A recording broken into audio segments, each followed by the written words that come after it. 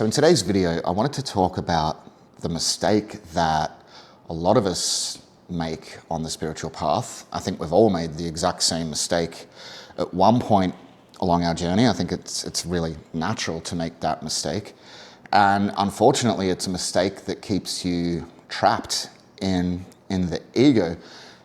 And the mistake is to go from a separate, fragmented ego self in the world straight back to God, pure awareness, because ultimately the ego exists only in the split use unconscious mind.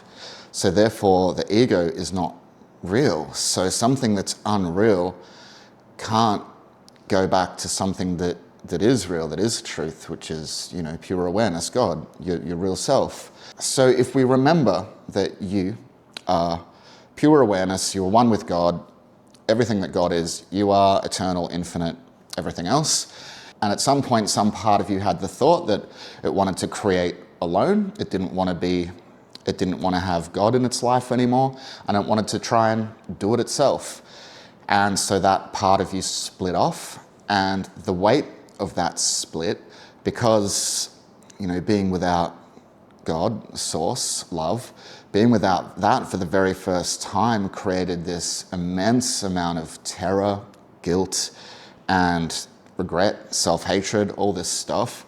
And the weight of that and the pure panic of that made the split you go completely unconscious. But then all of those emotions and feelings and, the terror and the guilt and everything else had to go somewhere, so that gets projected into the ego. And so then there's the birth of duality.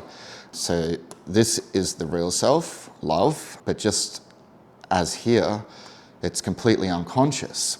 This then duality gets completely fragmented out, which creates the world, and that duality is manifested into each of us separate fragments. But love, our real self, our true self, the pure awareness self, is completely unconscious of itself.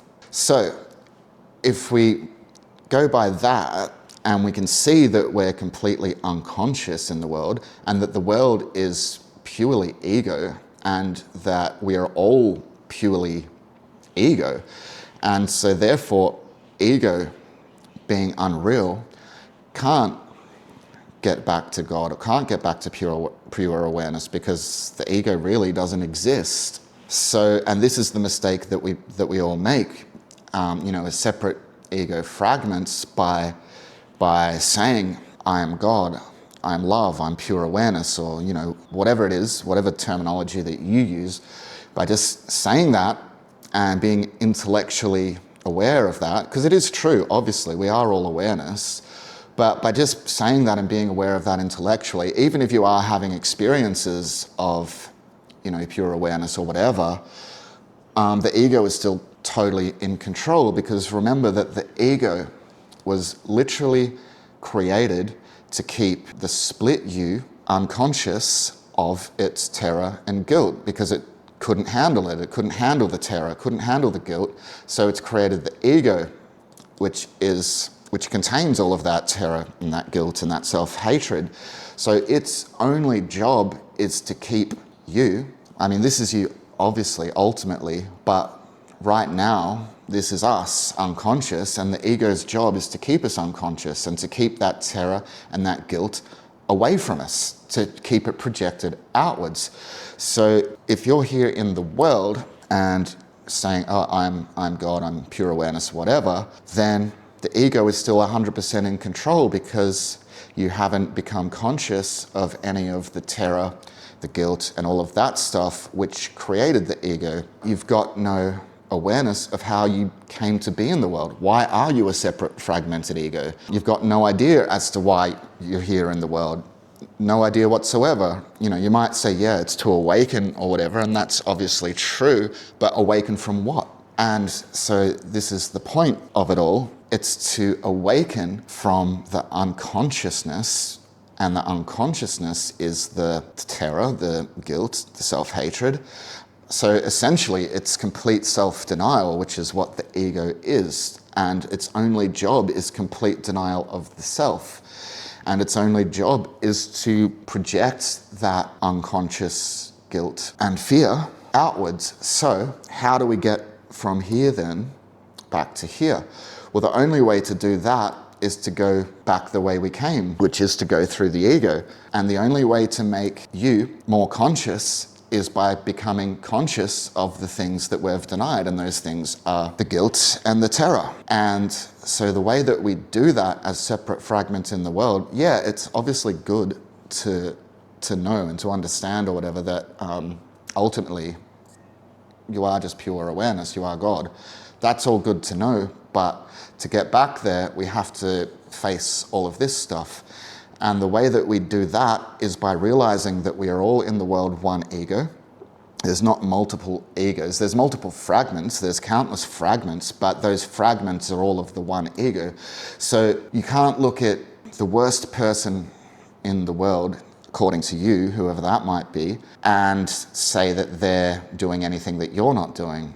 You know, even if you're not out there, you know, torturing or whatever, it's all a result of the same ego. It's all a result of the same fear, terror, and guilt. And so, you know, you can't say that, you know, we're all one and we're all pure awareness and not say that we're also all one ego. So you can't look at somebody and say, you know, it's you, you're the problem, or you're a bad person, or you did this, or you did that. Because then we're just doing exactly what the ego was designed to do, which is project our guilt and our terror outwards. And so that's why, you know, you see all this stuff in the world and saying it's you're the problem. It's, you know, and like really, like, do you really think a different president or whatever is going to make any difference whatsoever? Of course it's not, because that isn't the problem. The problem is in each of us. And so it's our responsibility to stop pointing the finger outwards. We find all of these examples in our everyday life. And as we're going through life, and this is how we get back through the maze, and we retrace our steps, so to speak, and we bring consciousness to our unconsciousness. We do that through our everyday experiences in life. And when you notice yourself pointing the blame at somebody, so it could be, you know, in your relationship with your partner or your friends, or it could be at your job, you know, any number of things. But if you find yourself blaming somebody and pointing the blame and saying it's you're the problem, and you need to, you know, work on yourself or fix yourself, or you need to do whatever, you need to be punished, or you need blah, blah, blah, blah, blah, you need to stop yourself and say, no, it's me. We're all one ego, and it's me. I am the problem. I split off from God, my source, and from that split, I have all of this terror and all of this guilt. Because see, the ego always wants you to, that's its job, is to project that terror and that guilt away from you. So if we want to destroy the ego, or not destroy it, if we want to, because it's ultimately not real, but if we want to escape the clutches of the ego, then we need to stop playing the ego's game, which is projection. And so we do that, like I said, through our everyday experiences. And in every time we notice ourselves projecting the blame outwards, then we need to stop ourselves and we need to say, no, I am the problem, it's me. I have this terror, guilt, shame, whatever it is, all the stuff that resulted from the split from our source. And that's how we find our way back, is through slowly becoming more and more aware of that terror and of that guilt. And we realize that, you know, everything in the world that we experience is a result of that terror and guilt. And the second that we stop projecting it outwards and start realizing that everything is happening inside of you, unconscious you, the world, all of it. The ego was created and the world inside the unconscious you. So really, it's all just a really bad dream.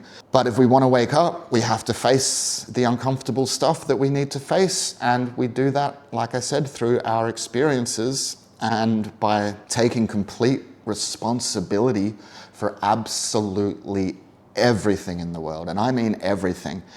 Taking responsibility for all the depravity, absolutely everything that goes on in the world, because we are all one ego. And by putting the blame outside of ourselves, we're keeping ourselves trapped inside the ego. And so unfortunately, the only way back is to face all of that stuff. And there's just no way around that, because we're unconscious because of that terror and that guilt. And that terror and that guilt ultimately isn't real anyway, so there really is nothing to be afraid of. It does definitely seem scary, I won't deny that, but ultimately it's not real, because that split never actually happened. We obviously are still, even though we're unconscious here in this seemingly split self, obviously we're still who we are, and we're still connected to God. So this is all just happening in the mind, and none of it's ultimately real, but we do need to face all of that stuff, and that's how we get back. And I think that's pretty much all I wanted to say in this video. So yeah, have a good one.